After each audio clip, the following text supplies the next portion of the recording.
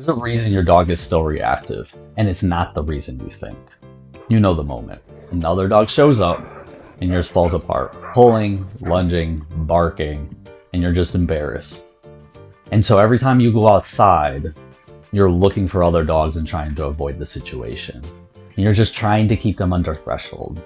You might be giving them treats when another dog shows up, or having them hold heel and trying to keep their focus. And it helps some days, but it never really changes. Your dog is the same underneath. And here's the truth. There's one big difference between everything you've tried and what actually changes a reactive dog. And once you see it, you can't unsee it. But to show you what it is, I have to tell you about my dog Blue. For as long as I remember, I wanted the dog that I could go play with, take off leash, let them run free, throw a frisbee, and if I asked them to do something, they would do it. And I wanted that fulfilled, happy dog, and the relationship that just brought that all together. And Blue was that dog. I would unclip his leash, I would bring him out in the woods, and he would be nose down, full of life. He would stop, he would look back at me, he would just come trotting to me without even asking him, and he just wanted me to be a part of it. And I would say his name just like I was talking to him, and he would be right there. He would take a rest together. And I wasn't in his constant commands, and it was just us. But Blue had rules. He had obedience. He knew exactly what he could and couldn't do. But that's not what made him who he was. Blue never had behavioral issues because he was fulfilled. A dog that's whole, that gets to be who he is. Doesn't need to be constantly managed. That's what I felt every time I looked at him. And it's what took me years to realize almost no one is doing this and looking at training in this way. So here's the difference, the one I promised you. Every approach you've tried, it asks one question: how do I stop the reaction?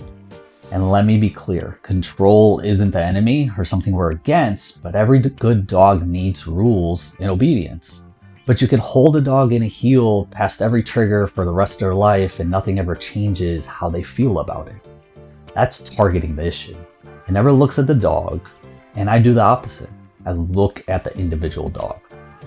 Their genetics, their instincts, their temperament, and how they actually feel in the exact situations they struggle in.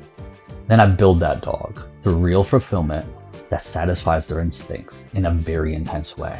The freedom to explore, to move, to release the stress and the frustration that's been driving the reactions.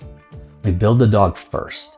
Then we go into moments they struggle and shift how they feel, what they expect, how they see it, not by constant management and trying to manage through it, but by changing the dog on the inside first. That's a dog who comes out more confident, with a stronger relationship with you, and the skills to actually succeed instead of being managed around the problem for the rest of their life. And I don't say any of this from theory. I've studied every major approach. I trained under one of the most accredited trainers in the world and taken the hardest cases there are into my own home. Dog aggression, severe reactivity, human aggression, severe anxiety, dogs other trainers gave up on, and I don't need you to take my word for it. You could just watch it for yourself. You could see my before and afters. You could see the evidence that I have. So this dog couldn't make it down his own street. We didn't drill the heel, we built the dog first. This dog lunged at everything. Now he works around other dogs because he feels different and he's very comfortable doing so. This dog, she used to lunge at every single dog she used to see, and the owner would pull her away. Now they walk around not even worrying about it. And this is what matters most. Not just calm, actually good with other dogs. A developed dog, not a managed one. That's what Reactive Proof is all about. Your dog lives in my home for 5 to 6 weeks, real life, real distractions, while I build them around who they are. Then you and I work the real scenarios together, so it comes home with you. A direct line to me for life, and if your dog needs more time, they stay. No extra costs until it's right. This isn't for everyone. It's for the owner who wants the relationship, not just the obedience.